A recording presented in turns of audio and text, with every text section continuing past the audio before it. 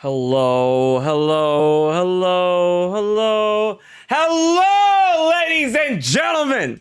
It is your boy HMK once again, and welcome to a very special episode of The Fifth Dimension. Now, it is time to finally talk about the finality.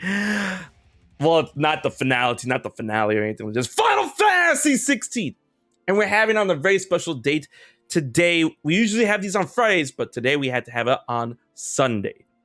Now, we have a very, very special lineup of people, a very special panel of Square Enix Final Fantasy fans and enthusiasts. And I'm going to go ahead and give them the rundown one by one, and we're going to start when it comes to the latest and greatest Game of the Year nominee that is Final Fantasy XVI. First and foremost, I'd like to welcome SarahKey back to the Fifth Dimension. How you doing today? I'm great. I'm super excited. Oh, I know, like we were talking like earlier, and there's a lot of spicy takes that we're ready to talk about, and Sarah's got a couple that I can't wait to get started. But Sarah, thank you so much for being back on the show. Heck yeah. And now, for the first time ever, long time coming, we have the NightSkyPrince here on the Fifth Dimension. How are you doing today? Hey, what's up, everybody? I'm so glad to be here, dude. This has been a long time coming. People have been asking us to collab for a while. We still need to talk about Kingdom Hearts 4 when we get the chance. I think when something big happens with KH4. But yeah, man, I'm happy to be here. Happy to talk about FF16 and yeah, we got a lot to dive into today. Oh yeah, we do. And anytime you want to talk about Kingdom Hearts, hit me up. You know where to find me anytime. Of course, man. We don't have to wait for a trailer that may or may not be coming at TGS 2023. Fingers crossed. Fingers crossed. Put on that clown makeup. Suit up, you guys. Oh my goodness. And last but not least, returning to the Fifth Dimension, I want everyone here to put their hands together for AitaiKimochi. Audrey, how you doing today? Hey, HMK. Hey, Sarah, Ryan. How are you guys? I'm doing well. Thank you so much for inviting me back onto the Fifth Dimension. Super excited to talk about FF16, especially because I just finished it yesterday. In time for this podcast. Perfect. Okay, now I know like the line, because I was asking this to Ryan and Sarah earlier, but now I know the line. But thank you so much for being here again. Of course. Thank you so much for having me. Oh, no, anytime. Now, I know there's a lot of people concerned before we really get into the meat of this show. A lot of people are concerned if we're going to be talking about spoilers or anything endgame related. So I was able to figure out where everyone is in the game. So NightSkyPrince and AitaiKimochi, they both beat in the game. I personally haven't beaten the game yet. I just got to the Odin Eikon, and Sarah has only just got past Titan, right? I already talked with Sarah, and she's willing for us to talk about the Eikon abilities of those that she hasn't acquired yet. But that is going to be the line. Titan is the line for story spoilers that we're going to be talking about. So to give you guys a good context, but we have plenty to talk about when it comes to stuff outside the story of Final Fantasy XVI. Now, to get y'all's feet wet really quick with this game, because we have, oh my goodness, we have a lot of spice stuff to talk about, but let's talk about something positive first. All right, so since this is Ryan's first time here, I'm going to throw the ball over to him first when it comes to this question, but I'm going to get everybody's take on this. Final Fantasy 16, Game of the Year 2023, yes or no? Oof, that's a tough question. I always tend to think that like Game of the Year is kind of like irrelevant. Does it really matter that much, right? Gotcha. I really don't think it matters that much. In terms of Game of the Year, like which game is actually going to win, it's Tears of the Kingdom almost without question. The sales, the influence of Tears of the Kingdom, it's just astronomical, and I don't think anything can compare to it. And yeah, it's unfortunate for anyone who valued their game, their community trying to win Game of the Year this year. But Tears of the Kingdom just locked that up. And that's not even to say that Tears of the Kingdom necessarily was the game I personally enjoyed the most this year. I just think that if you objectively weigh it and the influence and the sales and the impact culturally, there's just nothing that is on Tears' level. Now, that being said, I think Final Fantasy XVI is really good game. And I think at the same time that it is a really good game, I do think that it did have some shortcomings in some areas that we'll probably touch on later that kind of held it back from being a sort of competitor for Tears of the Kingdom, right? That I had kind of imagined it being before it came out. And I think if it had fixed a lot of those issues, that it probably would have been like, it probably just would have been like, hey, game of the year comes down to preference for you. Like, are you into like a more story heavy RPG? Are you into, exploration, big open world? But I think at this point, that FF16, while being a fantastic game, probably has a couple too many flaws to actually clear the actual award for me. Gotcha. I feel that. Yeah. Even though I haven't beaten the game yet, so I'm still withholding that hope. But I mean, like, I'm Zelda trash, so I mean, like, I kind of have a bias like burned into my soul. But still, I will like say 100% that Final Fantasy 16 is like probably Tears of the Kingdom's biggest compare. I mean, we'll have to wait for Spider-Man 2, but Final Fantasy 16, like, it's one of those games. Like 2023 has really good games, and it's one of those games I've been smiling into ears ever since I started playing it. Now I'm gonna throw the ball over to Sarah. I know that you're only at Titan, but so far, because I know that like, okay, let me put it into perspective here. All right, I was about to say, but I mean, I still stand by what I'm about to say, that Sarah is probably, out of everyone here, like the queen of Final Fantasy 14. But I know all three of y'all played. I'm the only one here that doesn't play for Final Fantasy 14. I should really get on that. But considering that, Sarah, Final Fantasy 16 Game of the Year for you, do you think is going to take it overall? Let me get your thoughts. Okay. Well, I haven't played Tears of the Kingdom yet, but I know how the Zelda fan base is. So, and I know that the game launched very, very well, very successfully. So I think Tears of the Kingdom is going to get it realistically, especially because 16 is a PS5 exclusive. I think that's like a huge factor. For me, 16 is my game of the year. I think even if I played Tears of the Kingdom, it would still be my game of the year, just because I'm more into that style of game, even though I can appreciate like Breath of the Wild because I played that. Yeah, I don't think it can get game of the year personally, but I do think it should get best soundtrack, and if it doesn't, absolutely I'll be mad for you. Like, I was playing before the stream started. Like, I'm telling y'all right now, yo, Find the Flame is like brainworms with me right now. Like, I cannot get that song out of my head. That's the song of the year to me. I'm sorry. And doesn't it only play once in the game? Like, only once, right? When you get Ifrit? Or is that a spoiler though? I think you hear more than once. Okay. Don't tell me where I'm at in the game. I'm pretty sure I'm nearing the end, but I mean, like, I'm thinking about it, I'm like, I feel like I've heard this song forever, but did I only hear it once? Anyways, but thanks on the input for that, the Game of the Year conversation. And now it's time to throw the ball over to Audrey. Audrey, how do you feel about Game of the Year, Final Fantasy 16? What are you thinking? Yeah, I kind of agree with Ryan that Zelda just has so much impact and a huge fan base, and just by looking at the sales alone, that definitely merits Game of the Year. But I personally would wish and hope that Final Fantasy 16 has a chance, because I mean, I finished the game and there are definitely flaws in the game that I think were the demo kind of gave a bit of a unrealistic expectation throughout the entire game that I think was not was not executed the way that I thought the demo was going to be. At least what the demo set out the game to be.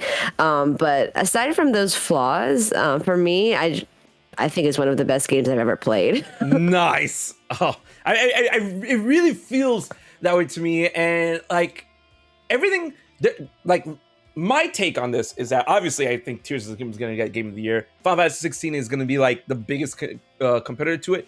And there are so many systems within Final Fantasy 16 that are so refined to a T that I'm like, this is really, really good, right? Especially when it comes to like, you know, the seamless. Here's one thing that like, you know, I'm bringing Kingdom Hearts into the conversation already. I thought I was going to take more time, but it's happening.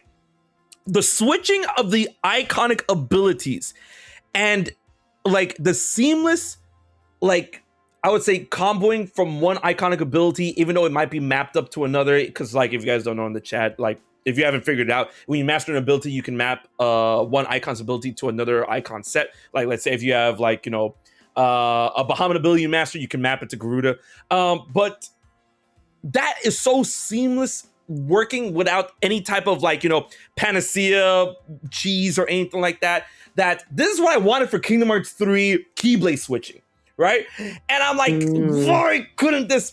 That's why I'm like, Kingdom Hearts 4, if you're gonna do any type of switching, any type of like loadout switching, please, y'all help work on Final Fantasy 16. Take that because it was just too smooth. That was like, it's like, I think, because I play a lot of Devil May Cry. And I think it's like more intuitive, the icon switching or style switching, if you guys want to like give the Devil May Cry name, is a bit more intuitive in Final Fantasy 16 than it ever was in Devil May Cry. And I'm like, how did you do that? How did y'all do that? That's I'm sorry, I just had to get like a little bit of a take just to give the idea that, you know, there are systems in 16 that are so good that I'm like, okay, man, this is Game of the Year level development. That's like what I'm trying to get across. Yeah, the gameplay is really great, but I think what's gonna maybe happen for this year's Game Awards is that like last year, how God of War basically swept everything except for Game of the Year. Probably same thing with FF16. They're gonna probably sweep everything except for Game of the Year. Nah. But not definitely. Like I feel Final Fantasy 16 is gonna take best music, best story, best performance if they're gonna, you know, consider Ben Starr as Clive Rosfield, which they should. And then probably that's it. I can't think of any other award because, like, you know, it's not an action adventure game. It's an action RPG, which we're gonna talk about in a little bit. And you know, Zelda's probably gonna take that. Best adventure game is that, but we'll have to wait and see when it comes to the Game Awards or any other Game Award thing other than that. But here's the next question before we get into some really spicy takes, because I'm saving the spicy ones for a little bit later. But now I want to get y'all's opinion on a certain gameplay aspect when it comes to Final Fantasy 16. Sarah can only answer this question so much because she's only gone to Titan, and I have no idea how much experience you have with Titan. But I'm gonna probably get hers out of the way first. Not to, well, I mean, you know, just to say that. So, Sarah, considering the icons you have now, what is your favorite icon in terms of abilities and gameplay? I think I still like the Phoenix the most. Ooh, nice choice. Because I get really addicted to using the gap closer. Oh, yes. Yeah. Even though like you can have like an actual regular like gap closer ability, I just really like it. And I feel like I tend to like the things that are like base game. I've always been this way. Default. Or just like I always prefer that. I like the other ones though. Like I really like Titan. I think that one's really good. And then I use Garuda. Those are the three that I've been using personally. The only one I didn't really care for was Ramu. What? No love for Ramu? No. I love Ramu. It's just I think gameplay wise, no, I love Shotlock in Kingdom Hearts. Yeah. But like the Shotlock like ability on there is so bad. Like it does like nothing. Did you master it though? No, I'll have to try it after doing that. But I'm gonna let you know right now. I cannot give up Ramu on my loadout. He doesn't even have his abilities anymore. I map other abilities, but I cannot give up Ramu because of his shot lock. Like for me, like Ramu shot, because I mastered it, and I'm like, okay, after mastery and a little bit of tweaking, I can't give it up. I can't give up blind justice. That is interesting. Bread and butter for me. I'll have to try that. Yeah. Nah, Mr. Slim Bread, that ability is booty. Your booty. No. Okay, wait. I'm gonna let y'all. I'm gonna give it to y'all first. When it gets back to me, I'm gonna explain my blind justice cheese. All right. Thank you so much. Considering that, I'm gonna throw the ball over to Ryan now. What is your favorite icon in terms of ability and gameplay? Oh, well, I really like Shiva and Bahamut quite a lot. So with Shiva, I love doing like the cold snap, right, and being able to, do that. Like, it's really, really good because it'll actually get you like a further distance than like your standard dodge, actually. And so, some of the late game fights, especially when they come down with those heavy AoEs, you're able to get out of them a lot faster with Shiva. And then Shiva's ultimate will also like do like a gigantic chunk of stagger. And obviously, whenever you do the ultimates, they like freeze the enemy in place. And so you can like literally just kind of like freeze the enemy there for a second, and then you can just pop off the ultimate and just like, basically do like a half stagger on him. And then I love to follow that up with like any of Garuda's abilities, which also do a crap ton of stagger damage. So if you do those two in like a row, you can typically like make an enemy like stagger like at the start of the fight, and then you're just good. And then you wait a couple seconds, and then you can take their whole stagger bar down all the way again instantly. So that's the way I like to play, and it chooses pretty much everything. Yeah. All right, NightSkyPrince with the stagger cheese with the stagger comp. I see you. All right, that's pretty good. That's true. How do you get that?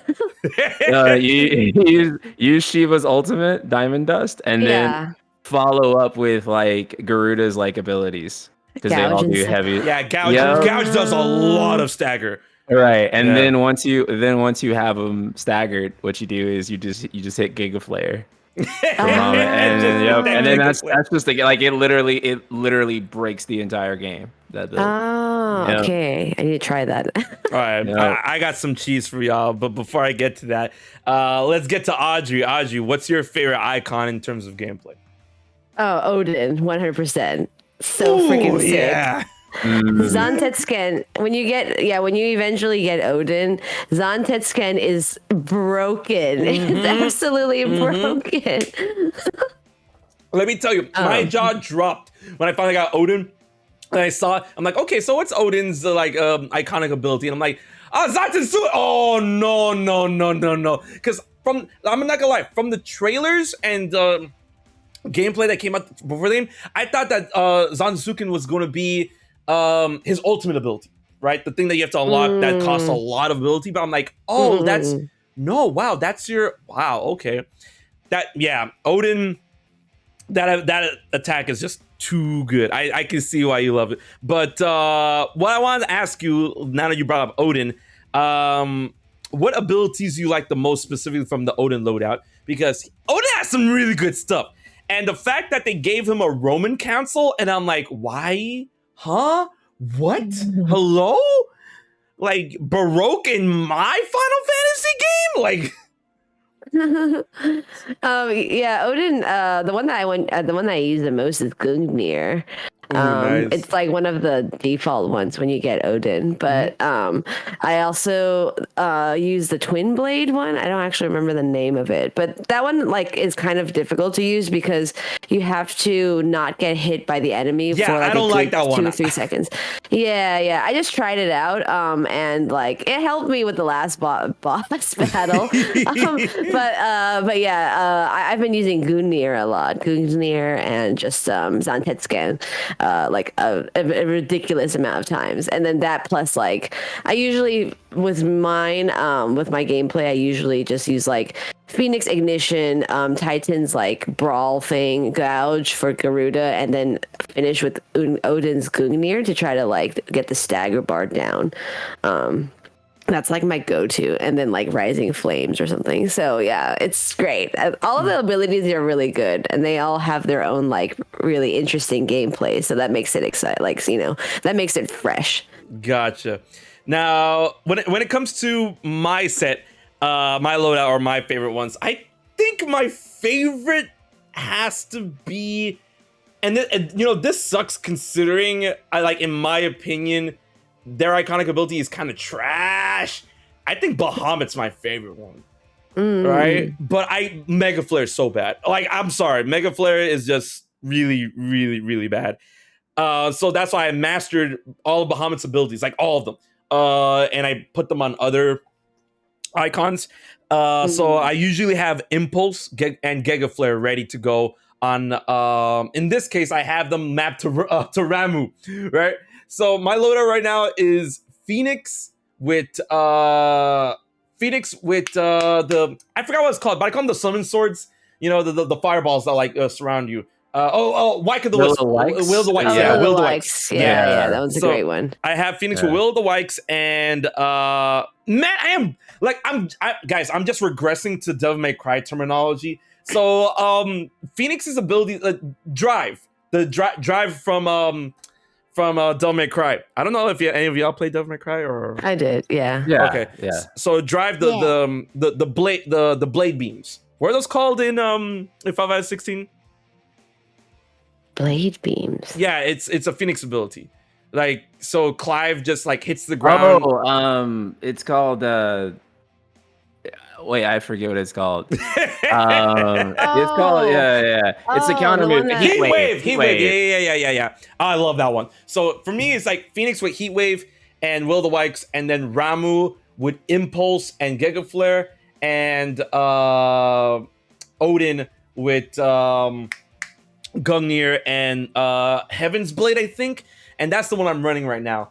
And that gives me like a little bit of everything. It gives me crowd control. It gives me stagger damage. Because I don't know if y'all know, but Impulse does a ton of stagger, right? So like to answer what I was telling SarahKey and the chat earlier. So what I usually do if it's a mob or not, or if it's a big enemy, a lot of the times big enemies have different pieces that can be targeted by Blind Justice, right? So I just like back up, I do Blind Justice, and then when you have it mastered, you get 9 shot lock points. And I usually start off with that, and then I go into Will of the Wikes in order to give me shield. I go with Impulse. Impulse activates Blind Justice, takes down their stagger, and then I just go at them with Heat Wave or anything like that. Sometimes if I'm feeling it, I go with that one ability that Ramuh has where he just throws the lightning rod into the ground and does that big burst, because that does a lot of stagger as well. The stagger goes down.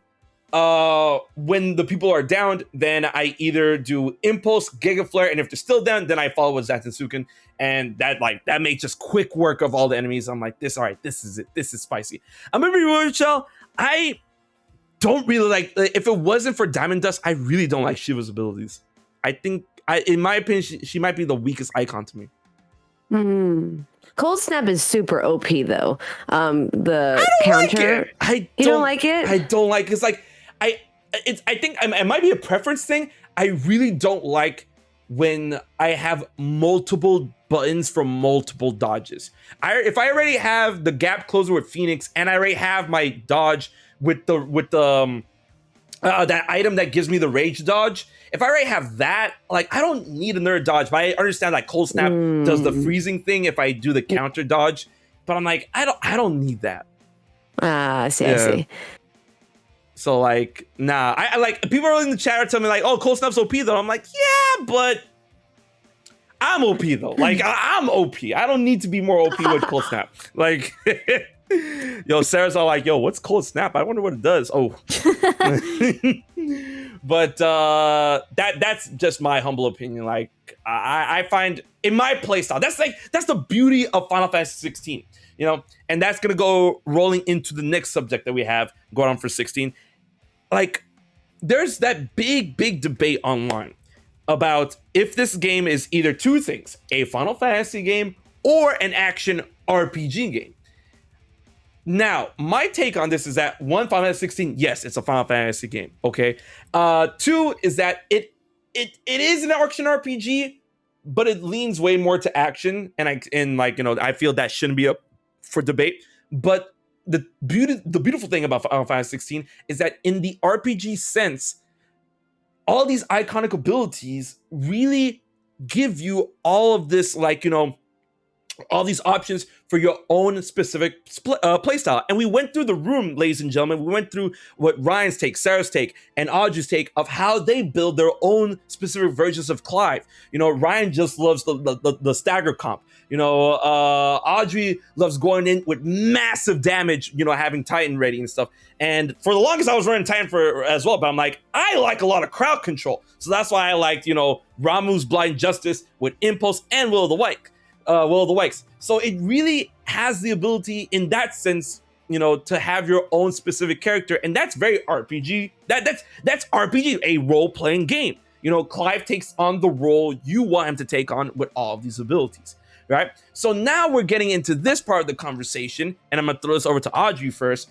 How do you feel, and what is your take on the whole debate? Because this has been going on, and it goes on until now, about is Final Fantasy 16 a Final Fantasy game, and is it an action RPG game, or is it an RPG game? Let me hear your thoughts. Yeah, I mean, if you finish the game, it's clear that this is a Final Fantasy game. Especially, you know, the pivot in the time skip with... I mean, I guess it's because I play FF14, like, you know, religiously. So I know, like, what to expect from CBU 3's story pacing. Yeah, when you get to the time skip, it's like, whoa, okay, so then what exactly is happening now? And then it gets, you know, kind of like more Final Fantasy. I think, like, the game kind of promotes itself for being, like, you know, Game of Thrones, Witcher kind of vibes, but it really isn't. It's very, very, like, stays true to the roots of Final Fantasy. And once you get to the latter parts of the game, there are a lot of, like, throwbacks to previous Final Fantasies, and it's just like, man, this game is so freaking good. So yeah, I think it's a Final Fantasy. And again, like Kitase, Yoshinori Kitase, the producer, or like he's the Final Fantasy brand manager or something like that right now. I mean, he's one of the, you know, executives in Square Enix. Said that Final Fantasy is whatever the devs want to make. So if they want to make a first person shooting game and call that Final Fantasy 17 or 18, Dirge of Cerberus, no. I mean. But they could, right? So it's like, who are we as the audience to decide what Final Fantasy is when it's actually really up to the devs how they want to make the game. Right. So that's my opinion on it. I think once you finish the game, it's like, wow, that was a great Final Fantasy game. Yeah. In terms of action RPG, I think I mean, is Devil May Cry considered an action RPG? No, it's more considered hack and slash, action hack and slash beat 'em up. That's like the genres that could help describe it. Oh, okay. Yeah. Got it. I think it's in the middle then. RPG sense, like, I guess the side quests and stuff are very, very, like, RPG-esque. I think those fetch quests and like all of the, like, little in-betweens is quite RPG, but the action, the gameplay part, I think it's quite it's quite like action hack and slash. I mean, what I wish was that they had actually more button combinations. that's like Devil May Cry 5, where you can, do some sick ass combos with different buttons. Because like after a while, it's kind of like, oh, I'm just kind of, like doing L2 square, L2 triangle, and then like, X square or triangle, and then square triangle or whatever. Like it's not that varied in my opinion. I wish it was a bit more varied. That would make it more engaging, I think. Now that you brought that up, that brings in a really interesting conversation because I've noticed that too, because I've grown up playing Devil May Cry. But the thing is, how a lot of people are complaining about Final Fantasy XVI's gameplay identity. I feel if they did that, because Final Fantasy XVI does take a lot from Devil May Cry, but it does not take everything. So when people's like, oh, it's 1-to-1 Devil May Cry, it's not, because Devil May Cry, it has a lot of different input combinations, like as Audrey brought up, that Final Fantasy XVI does not have, right? Like the inputs for Stinger or what Lunge, the inputs for Stinger in Devil May Cry versus Lunge in Final Fantasy XVI are completely different, right? And Devil May Cry has combo stoppers. It has way more directional inputs than Final Fantasy XVI has, and I feel that if it had all that, people would complain. People would complain. They were like, say, no, this is way too complicated. What is this? What is this?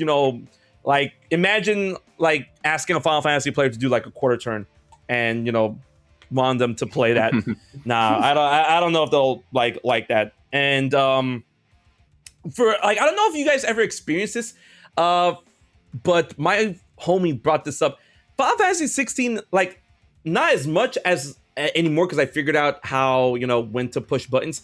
Final Fantasy 16 eats a lot of inputs compared to that of Devil May Cry. Have you guys experienced that or no? Eats inputs? Sorry, what do you mean? So when compared to that of Devil May Cry, Devil May Cry has these combos where I was square, square, pause, square, square, square, right? Oh yeah. But for Final Fantasy 16, I'm trying to do squares. When I'm trying to do Magic Burst, for example, square, triangle, square, triangle, square, triangle. Sometimes I'm doing it too fast, and then that combo does not come out right. So that's what I mean by eating inputs. Oh yeah. It'll do that sometimes. Yeah, so I'm like, okay, I don't know if that was just a me thing, but yeah. So with that being said, we kind of went off the rail a little bit there, but now I want to throw the ball over to Sarah when it comes to the idea of, is this a Final Fantasy game, and how do you feel about its identity of an action RPG, and do you feel like it's RPG enough? Yeah, I definitely think it's a Final Fantasy game. Like Audrey said, I don't really feel like the audience decides that, because that just wouldn't really make any sense. I think it's totally fair for people to say this is not the type of Final Fantasy game I want, because that's their opinion and preference, and I think that's valid. Yeah. But I also just think that there's so much more to Final Fantasy than just these specific things that people are looking for. No, Sarah, it's just 7. It's just 7, 10, and maybe 13 and 15. But none, but not 13. People hate 13. I love 13. But... I know, I love 13. I love 13. Okay, wait. It's so good. I love it. Right. I'm a base 13 hater. You're no. How could you? Sorry. All right. Ryan aside. We're really minority. Ryan aside. Here's a question. Here, beat of the fifth dimension, people. Sub question. What do you like better, 13 or 13-2 or Lightning Returns? Oh, 13-2 clears. No. No. What? Absolutely freaking not. Oh, damn. 13-2 is great, though. Right, hold on. No. I have a hot take here. Let's go.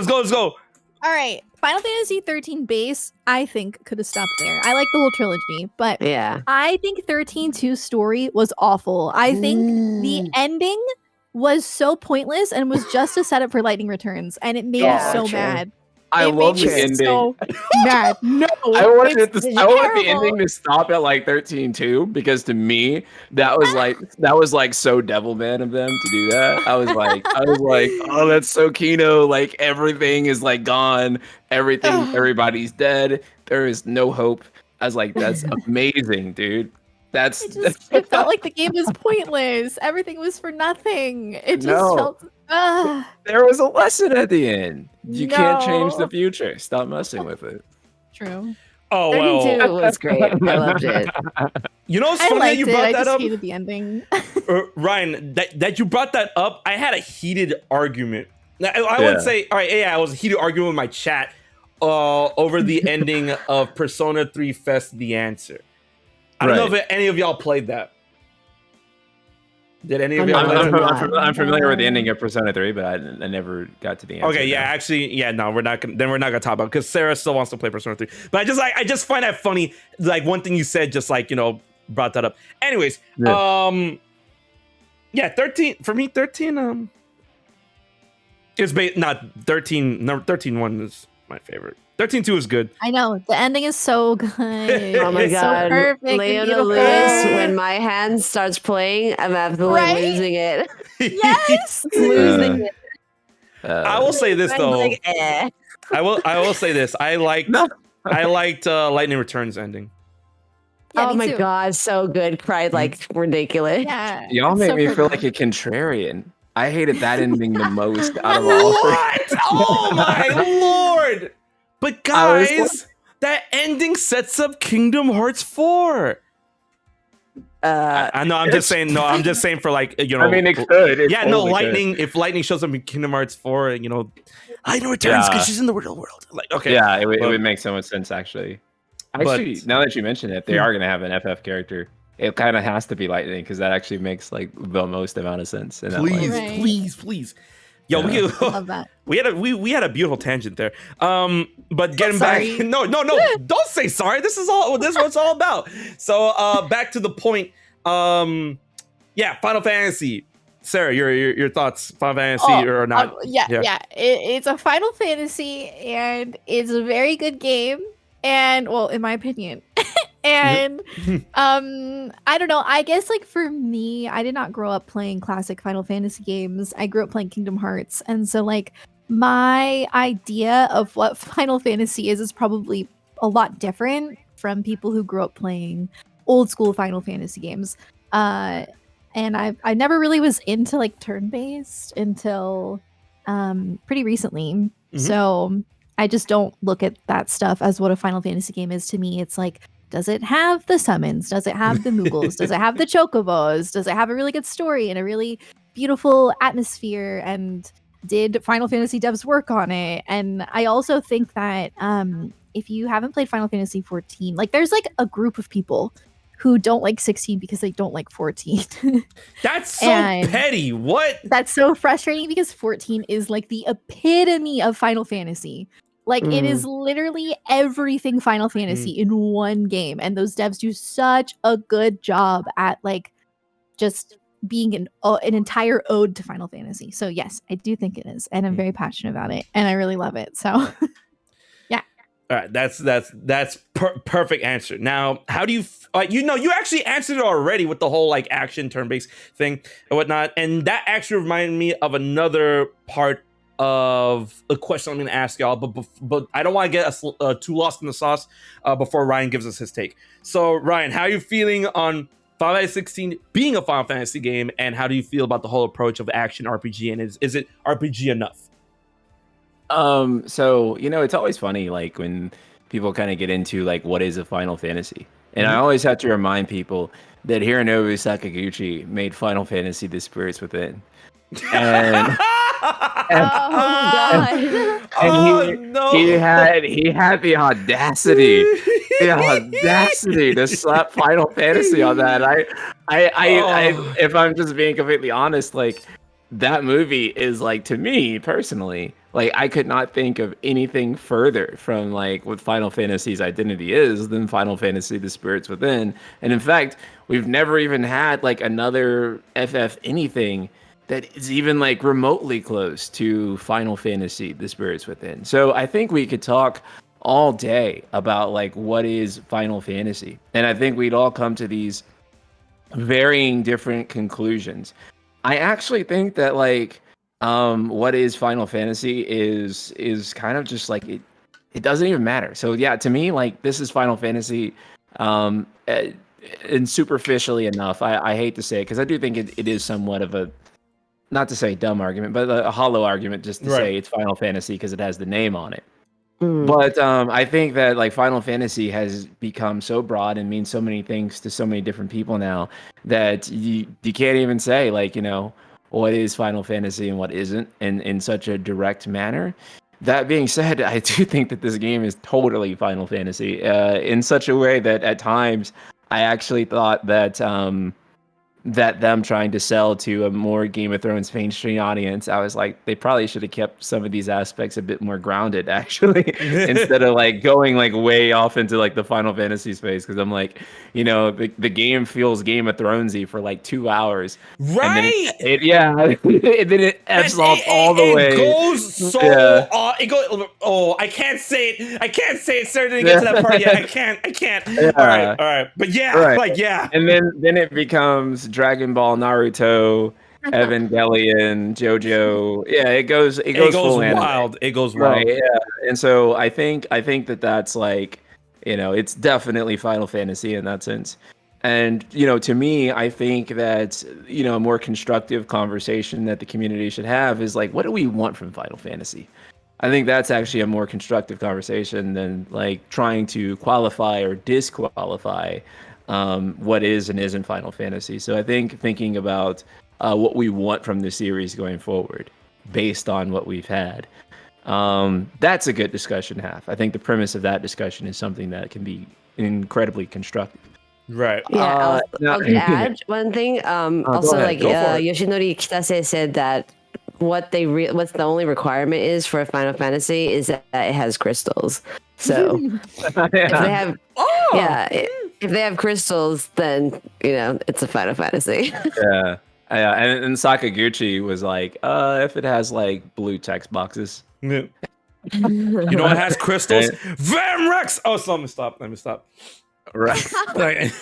As far as like if it's an RPG, you know, and this is a hot take. But no, go for it. I would actually say that no, it leans way more into being an action game than being an RPG. That's fair, yeah. It has some sparse RPG elements, but I would say that it's definitely more RPG to me. I mean, more action game to me than RPG. A lot of people rate that as like necessarily a criticism, but to me, it's just the style of game that they've chosen to make here. They've chosen to make an action game. Now, there are some critiques I have of the game from the perspective of an action game. Like you guys were talking about, like the game doesn't have like, say, delayed inputs, right? Like you can't square, pause square or anything like that. And that's something that I'd approach from a criticism of an action game. Now, wait, can I pause you for 1 second? Yeah, we are literally getting rated by Ultima saying Golem is game of the year. First of all, how dare you? And second of all, that sounds like some Ultima would say from Final Fantasy XVI. That's out of here. Yo, what's good, homie? Thank you so much for the raid. All right, continue. Yeah. But yeah, it is more of an action game, and I do have criticisms from the perspective of an action game because that is the game that they've chosen to make. However, I think a lot of people kind of approached criticizing it from the perspective of what they thought traditional Final Fantasy RPG elements should have. And I actually, in some ways, don't disagree with that. But I guess I disagree with it from the perspective of criticizing it from an action game perspective. But the way I would approach that criticism is more like the problems are more like you have things like this beautiful world of Alistia, and you could have used RPG elements in that design to drive more exploration, to make those areas more interesting. So too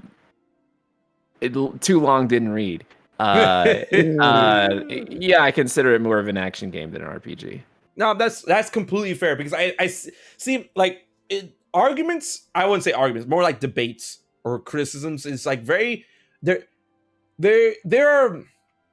they help in the long run when they're, you know, constructive, when they have thought and meaning behind them. So when people would say, like, you know, you brought up the fact that like, oh, is this a Final Fantasy, or this is just a Final Fantasy because that's the name? Those are kind of like hollow arguments, because like the aspect of Final Fantasy has become so broad at this point, you know, and the only thing needed to be a Final Fantasy, in my opinion, is like, you know, a set of what do you call it? What's the word I'm looking for? A set of relatable themes that binds Final Fantasy together. You know, the naming convention of spells, Moogles, crystals. You know, those are like very Final Fantasy, you know, staples, right? But when it comes to, you know, the gameplay aspect, that's a very, you know, well-founded argument where it's like, oh, I am not into this game because it's more of an action game than RPG. The RPG elements seem kind of flat. You know, it's way more action than RPG. It shouldn't even be called RPG. Like, those are very constructive, because people have, you know, things to say behind them rather than just blurt them out and just like expect people just to follow suit. So I definitely get what you're coming from when it comes to like the whole gameplay identity of Final Fantasy 16.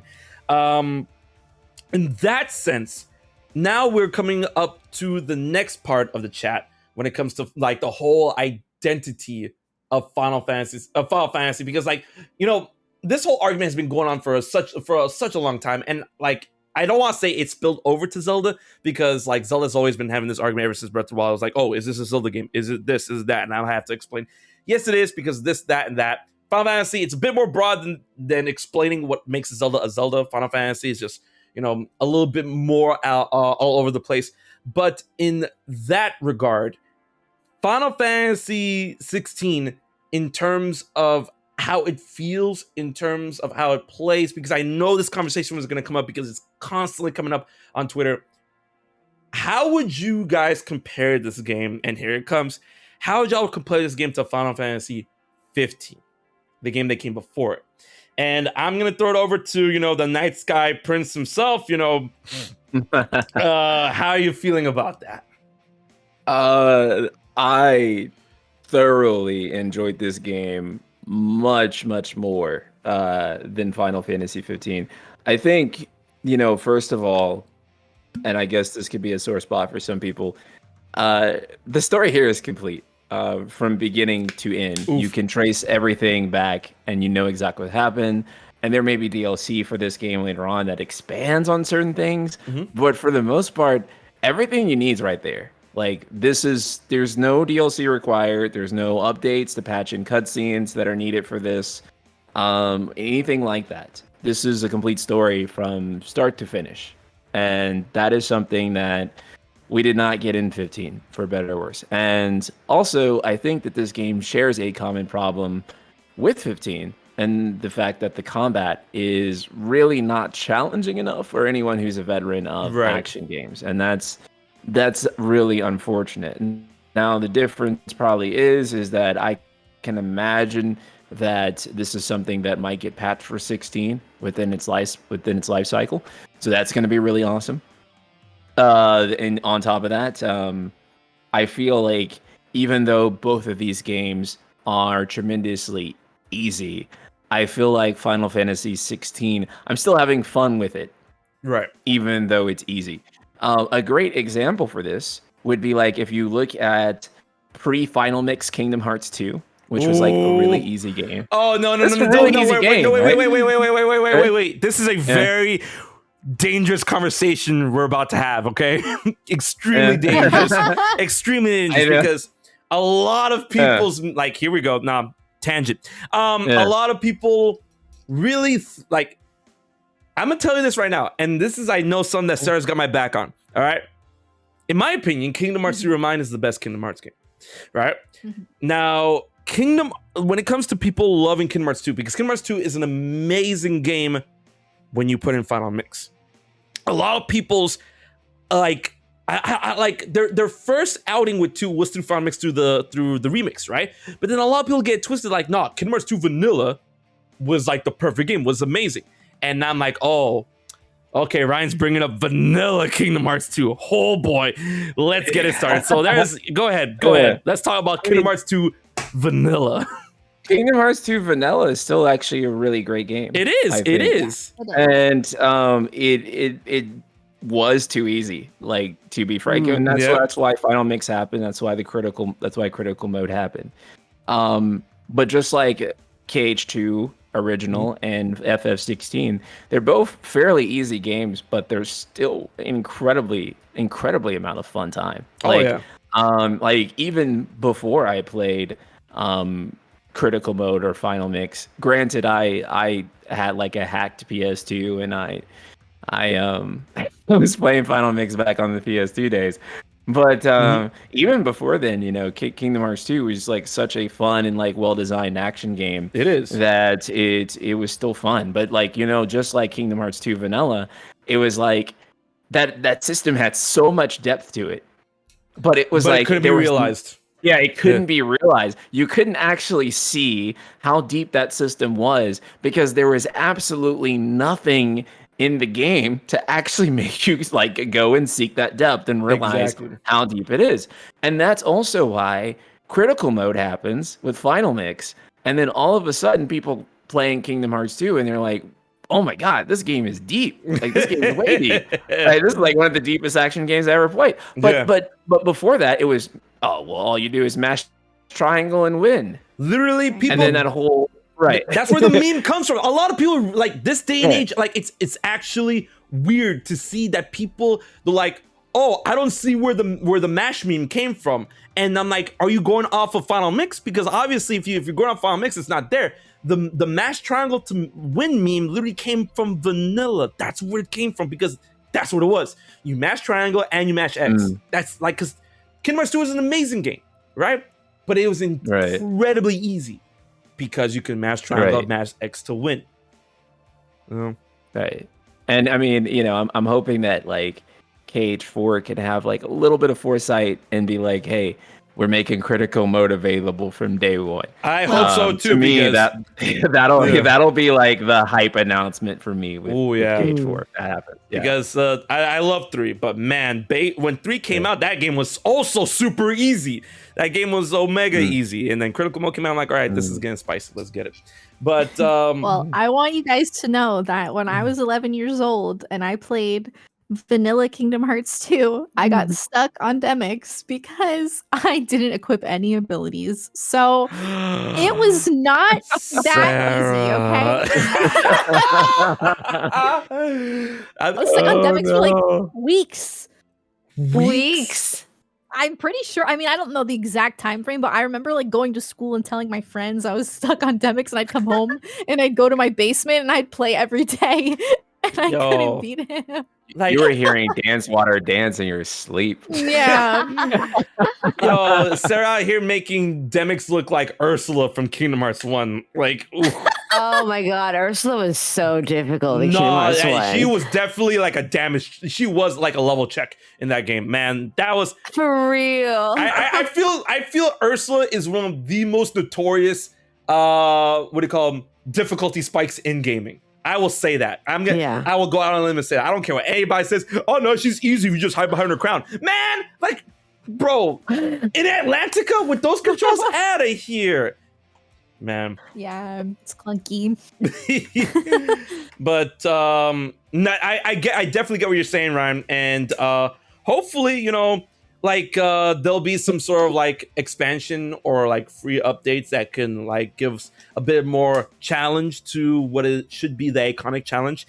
Because I haven't beaten the game yet, but I'm kind of busted right now with like all the abilities I have, which I feel like is a little bit of a developmental oversight because I mean, like, we're here channeling the summons, so we're meant to be powerful. I'm like, in that sense, I'm kind of conflicted. I'm like, I get it, but I want to have a bit more of a challenge, but I get it, so that's where I kind of lie in the sand with that. But in that regard, let me throw it over to Audrey really quick. And how are you feeling with 16 compared to that with 15? And we're gonna cap the question off there because I was gonna say something else, but I mean that would add more time to it. But Audrey, how are you feeling? Well, I don't really have I can't really say because I never finished 15. Oh, really? Yeah, that's the only Final Fantasy that I 15 mainline aside from 11. I didn't finish. I the ones that I have played but not finished is 12 and 15. So I don't know. I can't really say because obviously since I didn't finish 15, I think FF16 is definitely better. But FF15, I didn't finish it. The reason being is that once you get to Alticia, I think that's the name of the city, like everything goes to shit, and then it becomes like instead of an open world game, it becomes linear. Yep. Yeah, and then so how did I know that was the part that you were gonna bring up? Or like I didn't finish 15. I'm like, here it comes. I know it's coming. What was it called? Chapter 13? It was chapter 13. I forgot. But yeah, notorious. Yeah, once you get there, it's like, well, this is different now, and then it kind of the rest of the game kind of just feels like a rush to the end. So that's why I just was like, I'm not gonna finish it. And then I also knew what happened at the end because I think my sister told me or I saw it online or something, and I was just like, oh well, I mean, that's what's the point? Right. But that's yeah, the but that weird was thing like about that game, right? Is that like everything happens at like immediately at the like in such like a rushed way. They stuffed it. They stuffed it at the end, man. Yeah, exactly. And so you can really see how like the development kind of changed the midway, and then they kind of decided to do like a shoehorn everything into one last segment. So that's why I was kind of like, I mean, up until Alticia, it was very fun. I spent hours like fishing and stuff like that. But yes, because I didn't finish it, I think what I definitely I definitely like FF16 more. Nice. Oh man, I'm getting some really good data from you guys. I got a take coming up now. Before I get to that, Sarah. How you feeling with Final Fantasy 16 compared to that of Final Fantasy 15? Oh my god! Here it comes. Well, I'm weird. Well, obviously, I like 16 more. I mean, I think like objectively, it's a better game. But my experience with Final Fantasy is not traditional at all. Like I said, growing up, I played Kingdom Hearts, and I didn't really play Final Fantasy. So I actually started playing through Final Fantasy games later on, and one of my first Final Fantasies was actually 15. Oh, okay. Like I played 3 as a kid on the DS because that was the only one I was allowed to play because it wasn't rated T. And then I played a little bit of 13. The whole reason I got a PS3 was so I could play 13, but I wasn't good at it, so I never beat it. And then 15 was my next Final Fantasy, so it was like after 3, it was the first Final Fantasy I ever beat. And when I played it, I wasn't really in the community. Like I didn't hear any of the discourse. I didn't really know too much about it. I knew about like Versus 13 and all of that stuff because of Nomura, but like I didn't really know much beyond that. And so I really enjoyed the game. I thought it was really good. I never felt like it was incomplete. I can see it now, obviously, like in retrospect, if I look back on it. But my experience with the game was I really enjoyed it. I thought it was an amazing game, but that's just because I didn't have much to like go off of or like base it off of. I didn't have experience or too much experience with other Final Fantasies. Gotcha. But I still think 16 is better. I think the combat is a lot more fun. I think the story is definitely better. I don't know. Sorry, that was like really long-winded, but no. I welcome it. I feel like it's important background info to my opinion, and how it's just probably a little different from most people. Now, I will say this, for the most part, and then a lot of people just like they look at me weird when I say this, right? I really, for what it was, because like everybody at this point knows the triple development of Final Fantasy 15. I really enjoyed it for what it was and what it tried to offer. Of course, it came up short in a lot of ways and stuff, but I thought the design, characterization, what the gameplay wanted to achieve was really good, but it didn't have the potential to shine as much as it would have. And I really did like the story.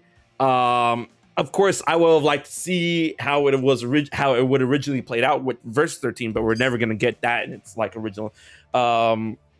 sense. Here's hoping for Kingdom Hearts 4. But I, like when it comes to compare that of 16, like I love 16. I love 16. And the thing that is like a sore spot for me is that like I wish that 15 was a lot better than what it was, and I wanted it to be. Like I was rooting for 15. And but 16, like it had a lot of things cooking. And I felt like, man, if 15 had this, if 15 had that, if 15, like I was like that throughout playing 16 up until I'm where I'm at now. But still, I really did like 15, but 16 is like, you know, the clear cut winner between the two. Now, here's an interesting conversation that I want to have with y'all in order to make sure that I'm not crazy, is that Final Fantasy games, I don't know how much Sarah can answer this because she literally just said that, like, you know, she didn't really grow up with Final Fantasy games until up until now. Final Fantasy games have always teetered between the whole idea and concept of gameplay styles when it comes to more control and less control. And that's where the idea of like, oh, should Final Fantasy be more action-based or should it be more turn-based? But when I hear the concept, the idea, and there's a question for the chat as well, of like, am I crazy when it comes to the whole idea of turn-based? Final Fantasy, ever since, and this has been up for a while, ever since Final Fantasy introduced or like danced around the ATB system, I'm always like thinking, I'm like, am I crazy for thinking like this isn't really turn-based? When people are like, oh, I wish Final Fantasy would go back to turn-based, I'm like, what, like, if you guys are talking about the ATB games like Final Fantasy 6, Final Fantasy 7 and stuff like do you though? Is it though? Because like my whole argument on that is that ATB, like if you guys, you know, haven't played those games, needs to fill up in order for you to have a turn. And that is turn-based in a sense, but enemies' ATB gauges can also fill up. Now, if my ATB gauge is completely filled and I do nothing is stopping the enemy from continuously to grill me every time they fill up their ATB gauge and expend it, right? So that's not really taking turns in a turn-based game, like let's say Dragon Quest or Octopath Traveler, where it's like taking turns, and then if further other games like, oh, speed is involved on who goes first and how many times they go and whatnot. I'm like, it's action time based, right? Action time battle or action time, what was it? Whatever, it doesn't matter. The point is active time battle. There you go, active time battle. How do you guys feel on the whole idea of what I'm trying to say, at least when it comes to like, was the Final Fantasy games that use ATB, are they really turn-based, or like is it more active than a traditional turn-based game? I'm gonna throw it over to Audrey first because I heard her going, all right. I mean, you're saying it's the recent Final Fantasy is more like turn-based, like Final Fantasy VII Remake? Are you asking? No, not Final Fantasy VII Remake, because in the original Final Fantasy VII, it was like it's turn-based style when you enter a battle, where it's like, oh, I have my people on my side and then the enemies on the other side. But like I said, the only way you in those games, the only way you can initiate your turn is to wait for your ATB to fill up, right? Right. The opponents have ATBs that also fill up. But if I don't do anything on my turn, even if my ATB is filled up, they can still go as many times as they want as long as the ATB continues to fill up. So I'm like, is that truly turn-based? Because we're not really taking turns. That's what I'm saying. I see. I don't know. I personally, it's a hot take, but I hate turn-based. That's fair. I actually like if you told me that, like, oh, like, would you like to play like Final Fantasy remasters? I'd be like, no, because I just can't with the turn-based. Yeah, I mean, I did play FF4 recently, the FF4 3D version for the DS. And I was like honestly struggling, man. Like, that one's hard. It's just so Yeah, I mean, that one is hard in general, and I think that's notorious to be a difficult Final Fantasy game.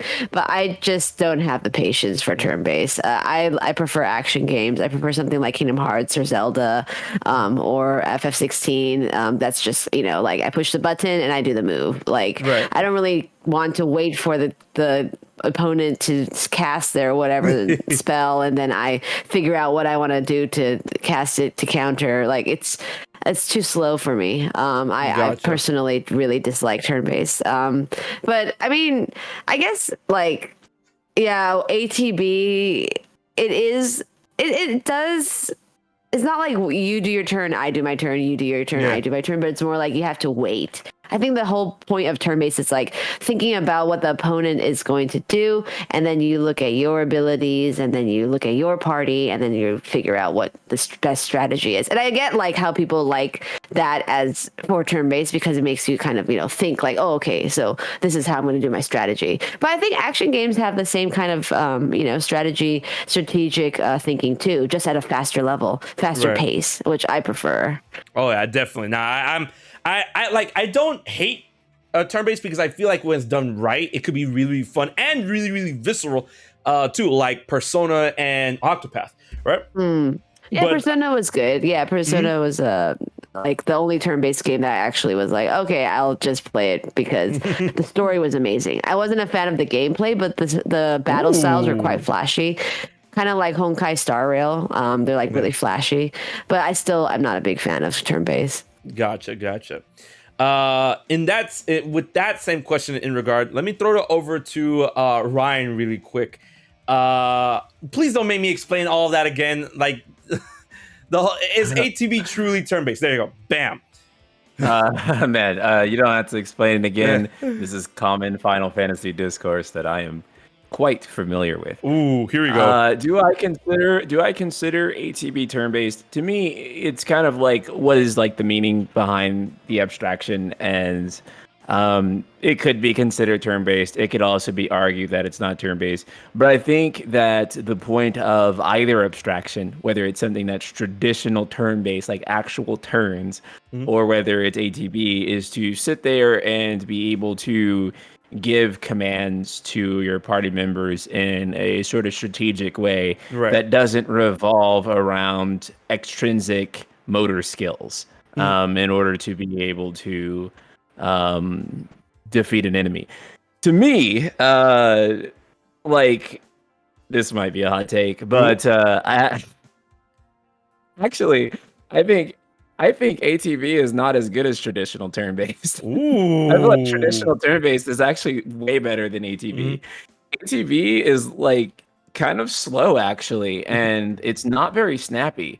Like if you compare Final Fantasy X to like Final Fantasy VII or 8, those battle systems like 7 and 8 are actually a lot slower. Even though the feeling of like a meter charging is like supposed to make you feel like there's pressure, it actually doesn't. It actually means I have to sit there longer and longer. Whereas in like Final Fantasy X or like Persona or something like that, I can just give the command.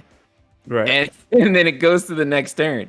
And there's no wait in between. I'm not waiting for any bar to charge up or anything like that. So, and also too, it's actually more conducive to strategy. Like I can see the turn order and actually plan things out. And that's something that ATB fails to do because you're just waiting for the meter to charge. And so that's why, when they switched 10 back over to traditional turn-based, I think they went out with a bang, creating their best traditional turn-based battle system that they've ever made. And it blows all of the ATB systems out of the water clean. And not Final I think Fantasy some people 10 being better than 7. Ooh. Combat wise, 10 absolutely is better than 7. Now, that's not to say that I don't like, say, Materia as like a growth system more than 7, because I absolutely do. I think Materia is like probably the most genius growth system that they've come up with. Yeah. However, like if you're actually talking about the fun of combat and strategizing, 10 is by and far the best one. So when people talk about ATB was not even the best version of turn-based that they've had, to be quite honest. And in fact, in like 10 actually emphasizes strategy. Again, there's the turn order. how you manipulate the turn order through spells like haste and slow and attacking enemy weaknesses and such, and how well emphasized switching out party members and things are. 10 actually had a lot of strategic depth to it, versus again a lot of the older titles. The most effective strategy that would allow you to cheese everything was to basically blow things up. With the strongest magic that you can. And that's because traditional turn-based actually lends to that much better. And that being said, I think I actually do prefer action games nowadays. I'm sorry. No, not. Why are you apologizing? Like, I'm pretty sure everyone here on this panel like enjoys action games more, right? Yeah. And not to say turn-based ain't fun. Like, it's fun, like when it's fun when they add things. Persona. Yeah. I'm not gonna lie. Like, if I'm honest, yeah. Well, like Octopath Traveler's like take on turn-based is actually super fun. Like, I am such a huge fan of the Sarah, help me out here. What's that function? The thing where you can stack up things and then make it stronger in one turn. Like my what's it called? I know what you're talking about. It starts with a B. I can't think of it either. I know exactly what you mean. That thing. Mm-hmm. I love that. Me too. Me too. It's super fun. All right. Yo, they need to make a Final Fantasy game like Octopath. They need to do that. Yes. Oh, please. Agreed. I've actually been saying that. And again, with another NSP hot take, I actually think that the correct course of action is to like split the Final Fantasy series. I know that sounds insane. What do you mean by that? I mean that they should. Okay, this is very hypothetical. But let's suppose that we have something called like a new series, right? Called like Final Fantasy like Legacy. And it uses like Strangers stylized of Paradise. What? No, absolutely not. Whoa. Wait, hold on. Pause. You got beef with Stranger of Paradise? Yeah, I hate that game. What? I know everyone loves it. It's like the worst Souls-like in existence. All right, first of all, it's not even Soul because it's made by the Neo team. That's like, it's not the same. It's different. Yeah, you're damn right. It's not the same. Well, I also feel like if it's not a numbered title, I feel like it gets a little more creative freedom. God, don't do that. But Jack! I loved Stranger of Paradise. I know everyone loves that game. And I know a lot of people love their team. I'm just a big hater. Wow, you didn't have to. Wow. I know. All right. I know. So NSP. Final Fantasy Legacy. Okay, so let's just suppose there's like a separate series called Final Fantasy Legacies. Yeah. Final Fantasy like Crystal. I'm just throwing out arbitrary names. Right. But they created stylized graphics like Dragon Quest XI, something like that. Turn-based combat, something that's a bit scaled down from the AAA Final Fantasies. Right. That doesn't have like an extreme astronomical budget. Like I'm looking at these Eikon fights in 16 and thinking, I'm like, oh my god, they spent like, which actually I think actually created some other problems with like the actual pacing, because I actually think that they may have spent so much money on some of those Eikon fights that I actually think that they didn't have enough budget to actually come back around on like some of the other stuff. So that's why there's a lot of kind of like stilted cutscenes in the game. That's kind of a different story. So I think what they should do is I think that they should create a very traditionalist Final Fantasy series, and then actually continuing just what they do with like 16 and 7R and those games in the mainline series, and then just have like this very, very purist Final Fantasy game that is done with modern graphics, looks like Dragon Quest XI, not Akira Toriyama's art style, but stylized graphics, and has all of those traditional trappings, so that they're still, satisfying that need for a traditional Final Fantasy. In the same way that, there's still like 2D style Zeldas that are being made. Mm-hmm. Right. And in the same way that I'm not deep into Monster Hunter, so maybe I'm using this wrong, but to my understanding, Monster Hunter has also kind of split off too, to like kind of like the more traditional Monster Hunters. Is that I would not correct? know. I would not know. I am okay. not into Monster Hunter at all. Someone in chat mentioned Sonic. That's also another series that has done this, right? Where you have Sonic Frontiers, Mario, and then you have traditional 2D Sonic, right? Super Mario Brothers, Mario, right? Super Mario 3D. You have 2D. Exactly. Yeah. Right. And so what I think that the best thing that Square Enix could do is profitable too, because let's be honest, more Final Fantasy, more money. It really is that simple.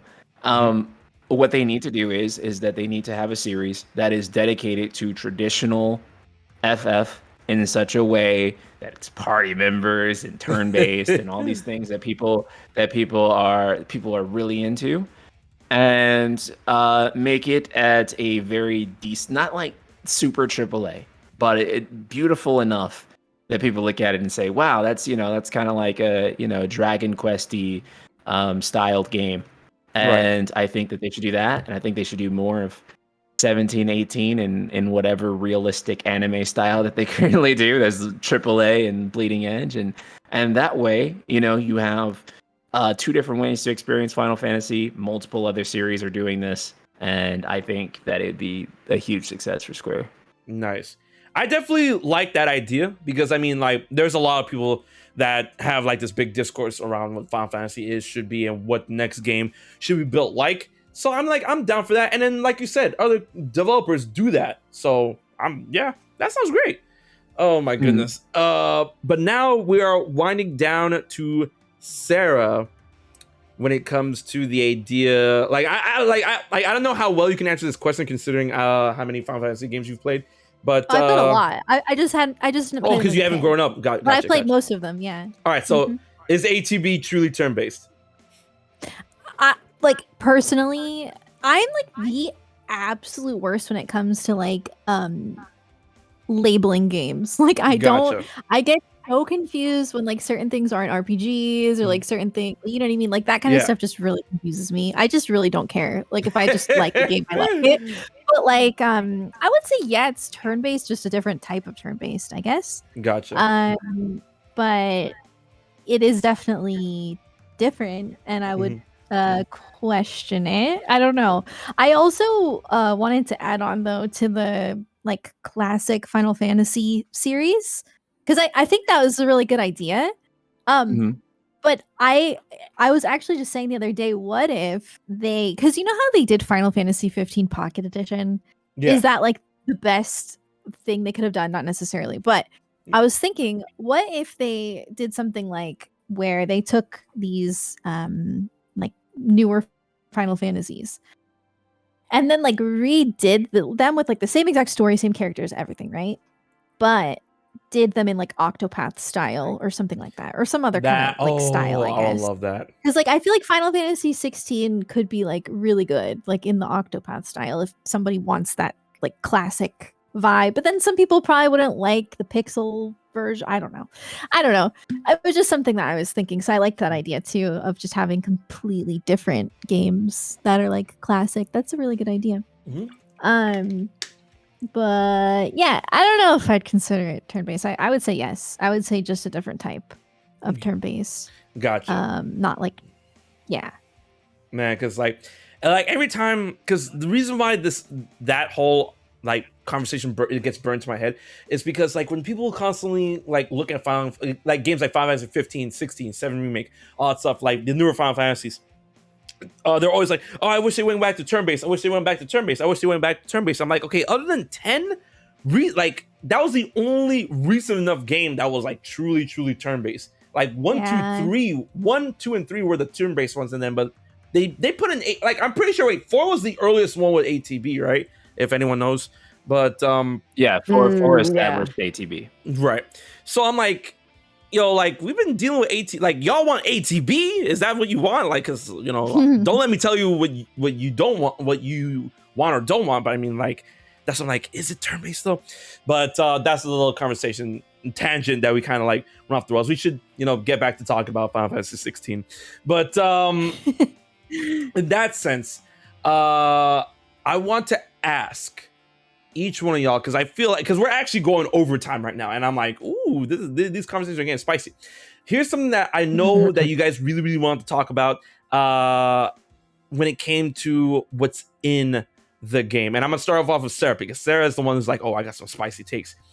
Oh shoot. The side quests in Final Fantasy 16. All right, so how do you feel about that? You want to just go just talk about? Okay. Yeah, I think I just think that I'm always like trying to be this like neutral person, right? Like I want to see all sides of things. Like I want to see where people are coming from, and not like invalidate other people's opinions, you know? Right. But I also think that sometimes people are just overly cynical and have expectations that just are not necessarily like or criticism that isn't constructive. Right. And something that came up like in my stream the other day was like, are the side quests in Final Fantasy 16 good? Because someone was like, oh, they're awful. Like, and I mean, again, it's one thing to not enjoy something. I think that's totally fine to say, I don't like the side quests in this game. Fine, right? But to be like, oh, they're trash, like just doesn't really make sense to me, especially when it's the same people who are saying it's not a Final Fantasy game or not like living up to their expectations or they're saying it's like not as good as side quests should be. But I just find it odd because I feel like Final Fantasy traditionally has not really had very good side quests. So like I don't really know what they're basing it off of when we're comparing it to the Final Fantasy series. These side quests, in my opinion, are the best side quests Final Fantasy has ever had. So and not to say that they're like the best side quest of any game I've ever played, but I'm also not a side quest person at all. So I don't usually like side quests. I'm very much a person who prefers like a more linear experience because I get overwhelmed. But I like the way Final Fantasy 16 does their side quests because I think it's a very like balanced experience where they don't give you like a whole bunch to do at a time. Like they give you like 3 at a time and then like you continue the story and they usually kind of go along with where you are in the game, and I think it just like elevates the experience, which is what I think a side quest should be. I don't know, I just think that I think preferences are okay, and I just think when it becomes like, I don't know how to explain it, like when people are saying things like as though it's like a fact, like, oh, these side quests suck. It's like, do they though? Like I don't know. Yeah, like they're like what they're saying is objective. Not yes. I think that's something that always frustrates me. It's like, in your opinion, yes, sure. But like, I don't know. It's just tough. But basically, the question was how I feel about the side quests, right? I like them. I think that they are the best we've had in Final Fantasy. I think honestly, like in Final Fantasy, we haven't had a lot of side questing, so this is like a very, I mean, we have, but not to this extent. Right. And yeah, I don't know. I like the way they were implemented and I enjoy them. Good answer, because I feel that was like a very big focal point that a lot of people were talking about when it comes to like, oh, Final Fantasy 16 is it good or not? Oh, these side quests are bad. These side quests are good. These side quests are, they expand the lore, but a lot of people feel that they're monotonous at times, which I do get. Because they're fetch quests sometimes. Yeah. Which I don't mind. I actually prefer that type of quest. Like I hate side quests. This is such a hot take. I hate side quests in like open world games. I hate them. Oh yeah, same. I think Horizon Zero Dawn is an awful game. I hate it. I can't stand it. I never played Horizon, so like I don't care. I just don't like games that Sarah with the jugular. Let's go. That was kind of based, actually. I'm not gonna lie. I don't like games where the side quests are so important and integral that the game is awful without them. I think that's because I think 16, while we kind of talked about this earlier, I do think the side quests are very important, and I think that they do add to the story and enhance it a lot, but I don't think you need to do them to enjoy the story. And I don't think, like, you know what I mean? I think it still feels like a side quest. I think when something's called a side quest, it should be a side quest. It should be optional. And I think when I played through Horizon Zero Dawn, like I was so frustrated because I didn't do the most. Like I did a couple here and there, but when I beat it, I was like, that wasn't very good. And everyone's like, well, you didn't do a lot of side quests. And I'm like, I shouldn't have to. So I like the way 16 does it, where it feels manageable, where I'm not like overwhelmed. I don't have like 30 side quests to do at one time, so I end up just not doing any. And then yeah, that's pretty much it. So yeah. I got some takes for that. And I like how Audrey and Ryan just like agree with her like completely when it comes like, side quests in open world games are bad. I'm like, I don't know. Like Horizon, I've never played or was ever interested in Horizon, so I guess. But a game like Zelda, give me. That's different. I like Xenoblade. I like those kinds of side quests. Xenoblade. Like, whoa! I was about to say, I'm like, wait a minute, something's wrong here. I like those. I like those. I like side quests that give me just like a sense of like completion, not that make me like spend like 3 hours. You hate side quests in open world games, and Xenoblade's open world game. Hold on. Okay, wait. Open world. Well, how would I consider? Xenoblade side quests are completely different from side quests you'd find in like Horizon Zero Dawn or The Witcher. Completely different. I don't know how to like differentiate them, but they are. People say that the totally Witcher side different. quests are super good. What? They are good, but I prefer to not. I don't know how to explain it. I just it overwhelms me. That's all. They are good though. Yes. Yeah, sorry, just to add the side quest thing though, Sarah, you must do the last side quest in the end part of the game though, because they're actually it's like kind of side quests that I don't even know why they're side quests. They shouldn't even be side quests. Well, that's exactly what I don't like. Yeah. Wait a minute. Does it have a plus sign over it? No, they don't, which is insane. What? It's like, you mean for 16? Yeah. I'm doing every side quest in 16. Don't worry. I actually. Okay. A side quest without a plus? That's important. What? Yeah, it's insane. Like, I mean, it's not like it's not. I mean, I would argue that it's like important and should be in the actual main story. But if you don't play it, then it's not like you're like missing out too much. But it's so integral to like each character that the side quest is related to that it's like, why is that side content? Man, yeah, I don't like when that happens, but I'll definitely do it because I do like the 16 side quests. Now that you guys are talking about this, like obviously not in this episode, but I really want to pick y'all brains when it comes to like a game like Elden Ring. Like I really want to get your takes on that when it comes to like side quests affecting the story. Okay, I'm making myself too excited. Let me throw it over to Audrey really quick. Audrey, how are you feeling about the side quests? I mean, you beat the game, so like, how do you feel about the side quests in Final Fantasy 16? I didn't. So I was trying to like literally speedrun the game before Anime Expo so I could finish it before Anime Expo. But that was only like a 4-day time period. So I was like, just like, okay, I'm going to skip all of the side quests. I'm just going to do main story so I can finish this game. But even after doing that, I couldn't finish the game because the game is very, very long. It's long, right? Like, like to I pause actually you really finished quick. at about 45 hours or something. Yeah. I thought I was going to finish at 35, but it like... That's what I wanted to ask. Because didn't they say like it was a 35-hour-ish like game if you're like just playing through it? Or 40, right? Yeah, 35 to 40. I finished at around 45, but that's because towards the end, like my chat was saying like, oh, you got to do the side quests. And I was like, okay, well, I'll at least do the ending side quests.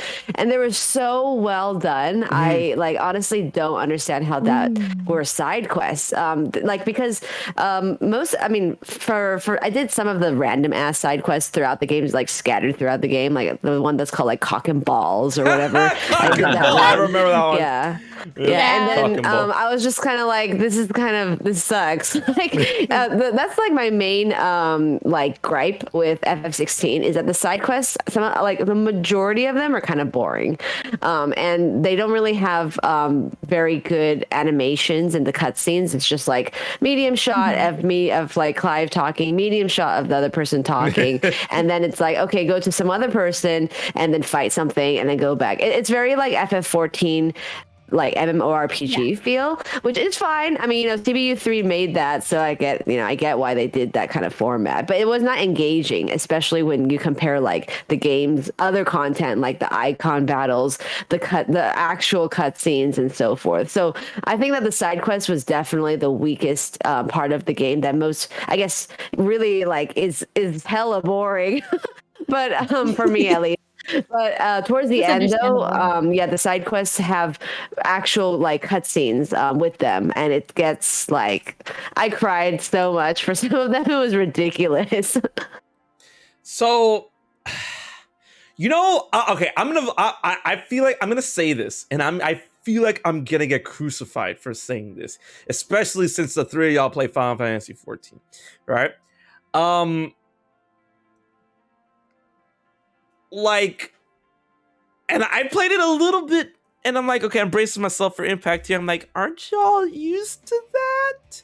No, when it comes to like, you know, how the side quests are presented. That makes sense. That makes sense. But the thing is that I don't do side quests in 14. I do the side quests. I do some of the side quests in 14, but the thing that makes it different is that 14's graphics, it's just like, and it's not all voice acted. So it kind of makes sense to have those side quests. It's just kind of like, oh, okay, like I'll do this quickly. But for FF16, with the amount, like the quality that they put into everything else, and the side quests being basically like FF14 side quests, it's like the contrast is too jarring for me. So it's kind of like, oh well, like why I mean, I guess all the budget, like Ryan said, NSP said, most of the budget went into the Eikon battles, which is fine, they're like godlike, but when you go and compare it to the side quests, it's like, what is this? Did we go back to like PS3 era? Like why is it like this? Yeah, so that's why I think the side quest for FF16 was definitely one of the weakest parts of the game, but the good parts outshine that, though. So for me, I still enjoyed the game thoroughly. Gotcha. Yeah. Now, I definitely feel that, and I'm like, because when I was playing through 16, and I'm doing these side quests, and like the way it's presented, sometimes we're like, okay, person talking, I'm like this, like even they got the green little question mark from Final Fantasy 14. I'm like, nah, this is definitely like, you know, Creative Business Division 3. Like, look at them. I almost like categorize side quests like as two different types. You know what I mean? Like, I think 16 has a mixture where they have like some of the side quests are like full of lore and, you know, can be emotional and very good, and then some of them are just like fetch quests. So I think it all just comes down to preference of like what type of side quest you like. I am definitely more of like I like the boring side quests because I like the feeling of like just really quickly going and grabbing something and then feeling like that sense of completion.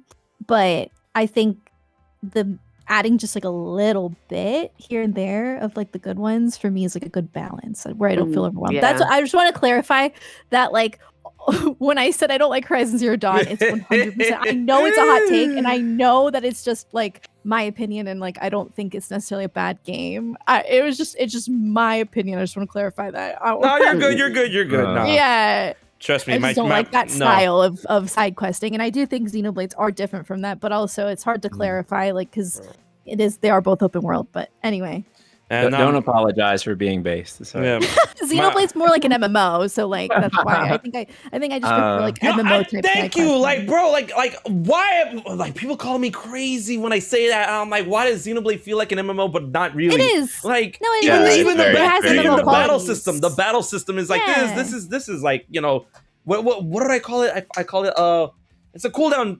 It's like attack per second, like damage per second. There you go. It's a damage per second style of game, and I'm like tab target. I think is like the official name of it, right? Or whatever. So my take on side quests, I'll be kind of quick about this because go for it. Got like a novel in my head. I think side quests in most games suck. Yes, I have never, especially as someone with ADHD, like really understood the meme behind, oh my God, I got distracted by all the side quests. I actually find side quests in most games so fucking understimulating that I have to ignore them if I'm going to finish the game. Because I get so painfully understimulated. I'm like, dude, I'm never going to finish this game because I feel bored. So side quests in most games suck.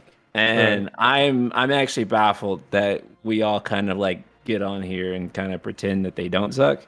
There are a few. No. Oh, I got takes. Let's go. All right, no. Finish your thoughts. I got you. Side quests are a sweet dopamine loop, though, right? Like, I mean, you do them, and then you get some sort of extrinsic reward. That being like, like extended health, experience points, some type of weapon, and in most games, and those are the things that actually make you do it. It's that extrinsic motivation because you want to get the thing, but it's not that people are actively enjoying most side quests in most games. And this kind of goes back to what Sarah mentioned, where there is this extremely tedious balance that developers have to do. Do I make this side quest incredibly important so that it motivates the player to go seek it out and complete it? But then if they don't do it, they may not be satisfied with the main story because they missed a very important, crucial detail that only appeared in that side content that fleshed out the world, the characters, and lore. Or do you make it so obscure that the player feels like, well, why did I even do that? That didn't actually like really flesh anything out. And so it becomes really tedious to do. And that's why, there are games like The Witcher, Horizon that lean more toward that, as a role-playing game, you stepping in, actively playing the role, we, in some cases even change the narrative or incorporate the narrative into it, such that the player will feel engaged and have that intrinsic motivation, internal motivation to want to go and do it. And I actually think what Final Fantasy XVI exceeds at quite well is that they did not have an extrinsic reward that I was wanting, right? Because let's face it, none of the side quests are going to give you Knights of the Round. None of them are going to give you like anything that's like super insane, right? But it's also not like, like breeding chocobos or stuff like that was like necessarily like the most engaging thing ever, or doing like dodging lightning bolts or anything like that was like the most like entertaining gameplay ever. But we did those things, and we did those things because we got a reward. What I found with Final Fantasy XVI was the reward was actually doing the side quest.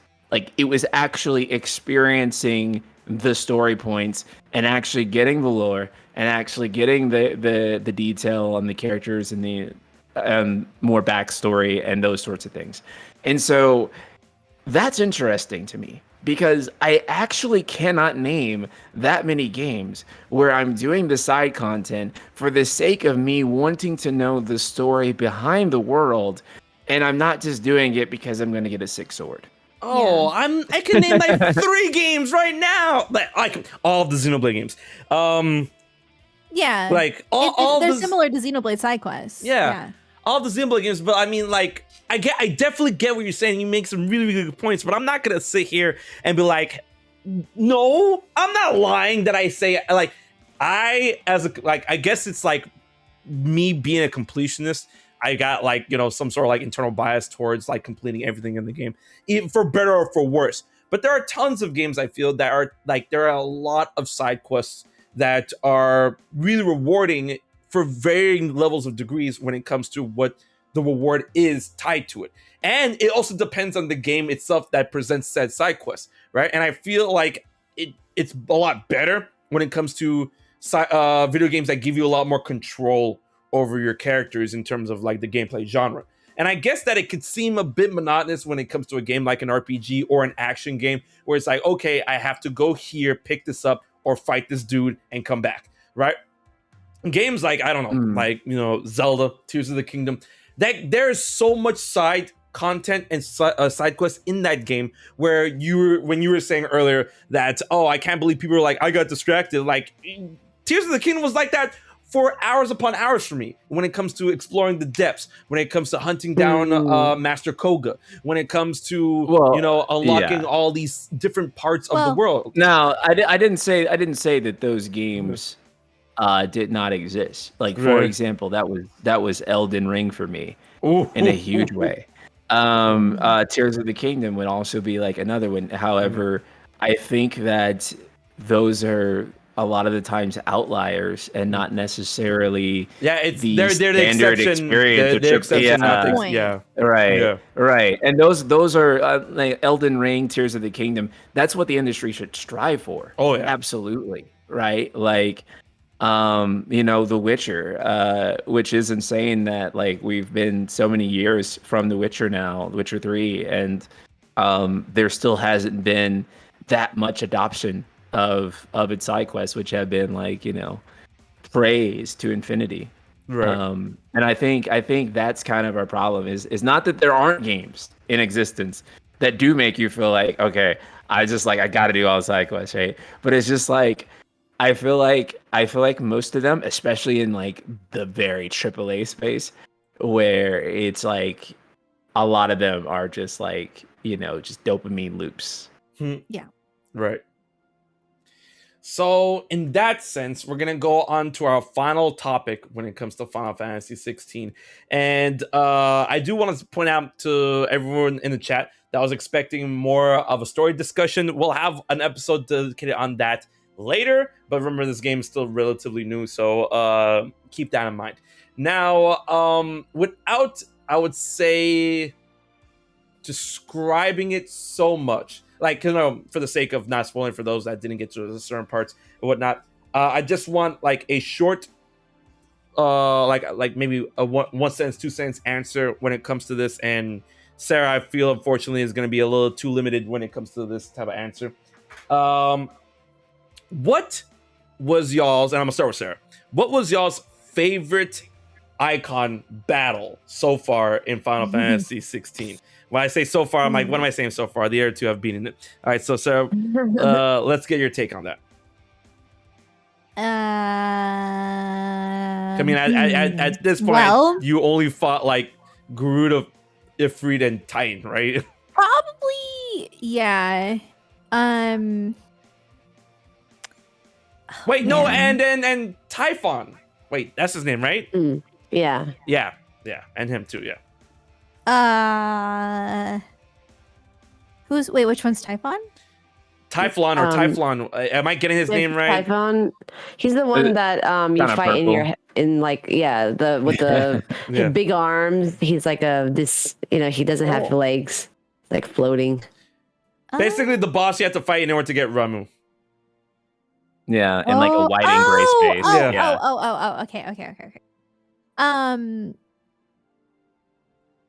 That's so tough.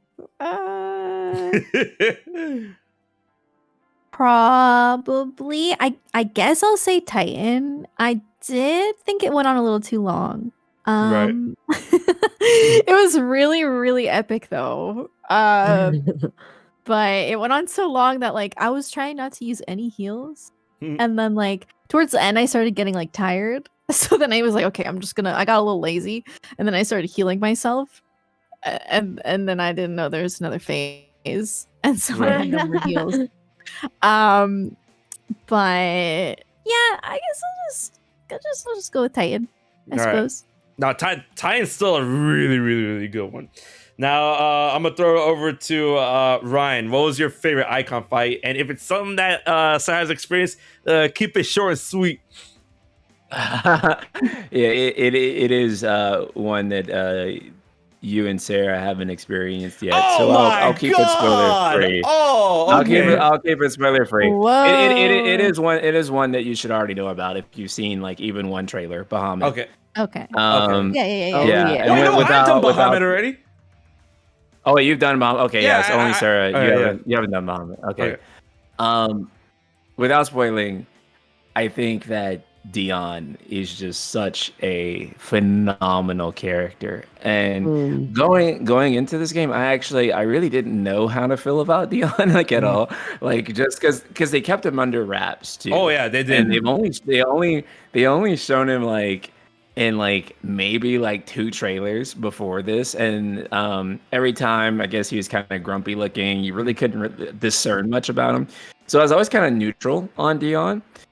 Not anymore. I love him. I love him. He's Giga Chad. Giga Chad. Like he is so Giga Chad. He is such a cool character, and he might He might be my favorite character from the game. At least he's like a top 3. Gotcha. Oh yeah. All right, Audrey. How you feeling, my Audrey? My answer is kind of similar to Ryan's. That definitely Bahamut's fight changed my what a perspective on video games. Wow. I don't. The best part of it, I cried during the battle. Like, I wasn't even sad or anything. I cried because it was just so amazing. Yeah. And then especially the music, I thought that part of the game is when the music actually peaked, because it was Soken's track for it. It's like, wait, is this actually happening? Like, we're actually using this kind of track. Like, it's just so good. I don't think anything can really beat the Eikon battles in FF16 for me for a very long time. Like, even if FF7 Rebirth comes out and Kingdom Hearts comes out, I honestly will be comparing it to be like, oh well, that wasn't the Bahamut fight.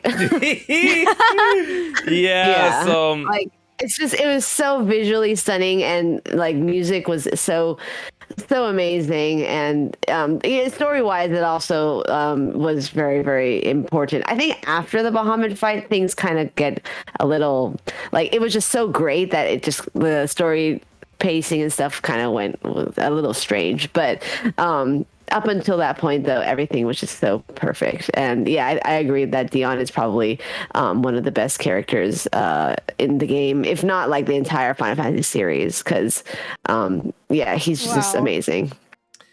So, we're really hyping up this fight for Sarah, and because for my answer is Bahamut, and I agree with y'all. Dion is an amazing character. I love him. I protect at all costs. And yes. I'm like, man, the characters in Final Fantasy 16 are so good at what they're doing. They're so well written. And this is going to be the final word of the thing. But let me tell you, I was playing I kind of regretted not streaming it. My chat was like, man, I really wish I could see you fight Bahamut. I could see your reaction fight Bahamut. I was playing against Bahamut. And my fiance was in my office, and we're on the couch, and I'm playing Bahamut, and she's playing Tears of the Kingdom.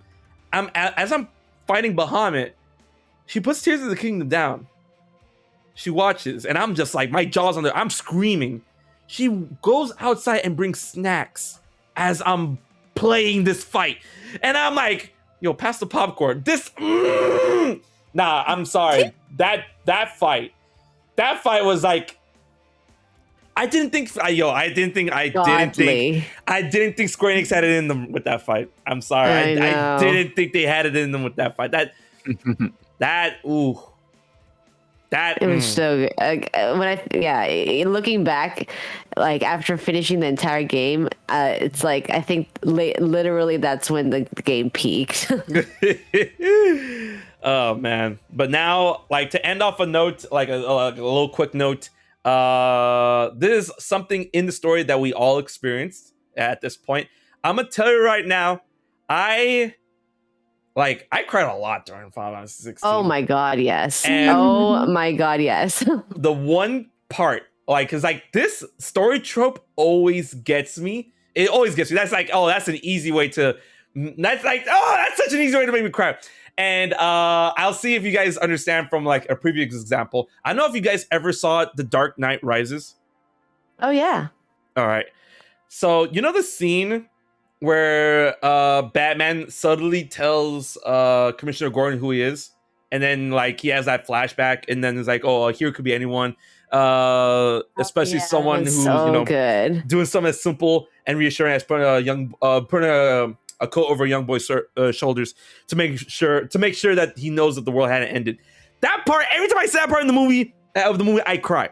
So the part in Final Fantasy 16 where Clive reunites with his uncle for the first time. Oh my god, that destroyed me. That destroyed me. And I'm like, yo, okay, nah, Yoshi P, you need to stop. Okay, you need to stop. When he was crying, when Byron was crying as he was doing his like part of the play, I'm like, nah, this is no, you can't do this. You can't do this. I was waterworks after that. Literally, same. It's that part was so. It was just the acting in this game is so good. It's so the good. Real emotions. Yeah, like the real emotions that are evoked by the actors and actresses. I played it in English so far, and it's just I think it's one of the best like voice acted games I've ever played. Man, so Sarah and Ryan, did y'all cry in that scene, or are y'all heartless? I only cried once on the whole playthrough, mostly because I'm a heartless sociopath. Wow. What can I say? The part that made me cry was actually a side quest. Ooh, really? And I can't talk about it because it's beyond where you guys are, but it involves Torgal.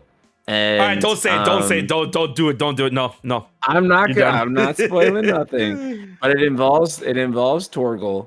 I'm sure Audrey knows the one I'm talking about. Oh, that one was I cried too. And it broke me, right? Like, people died in the story. I'm like, that sucks. And then like just like this emotional side story about like Torgal, and I'm just like bawling.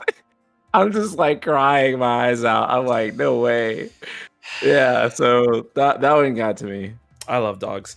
All right, what about you, Sarah? Did you cry during the Byron scene or nah?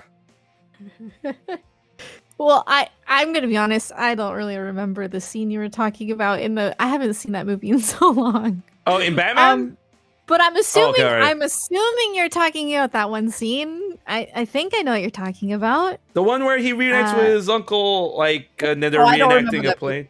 No, it's not. It's not a movie. It's in 16. Oh, okay, but you.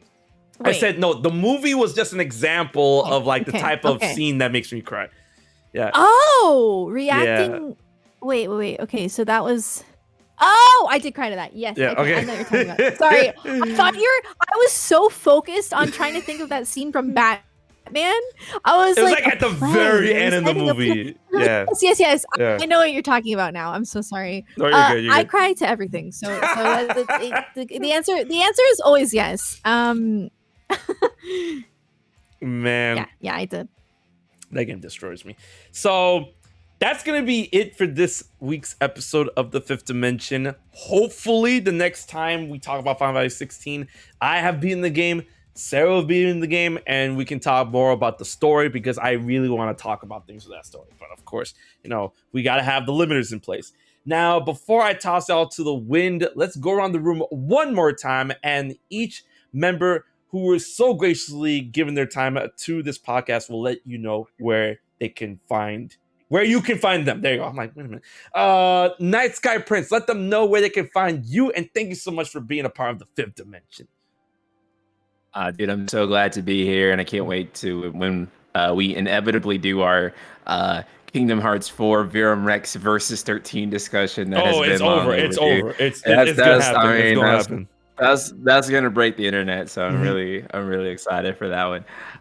You can find me here on Twitch at twitch.tv/NightSkyPrince. You can find me on YouTube youtube.com/TheNightSkyPrince. You can find me on Twitch, on Twitter, at NightSkyPrince_, because some expletive took at NightSkyPrince and then they just never used the account. So if you're out there, I'm gonna find you eventually. And yeah, that's where you can find me. Awesome. I that's where you can find him, and I hope you find that person. All right, so SarahKey, let them know where they can find you, and once again, thank you so much for being here once again. Yeah, thanks for having me. You can find me on Twitch at twitch.tv/SarahKey. And also on YouTube, youtube.com/SarahKey.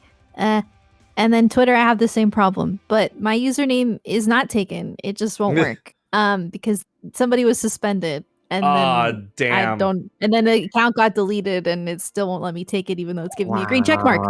Anyway, it's the SarahKey. All right. I hope, man, like, it's like Nice Guy had a problem, SarahKey has a problem. Like, geez, like that's unfortunate, man. Twitter sucks. Audrey, thank you so much for being here once again. Let them know where they can find you, and please let them know what you're all about in terms of AitaiKimochi.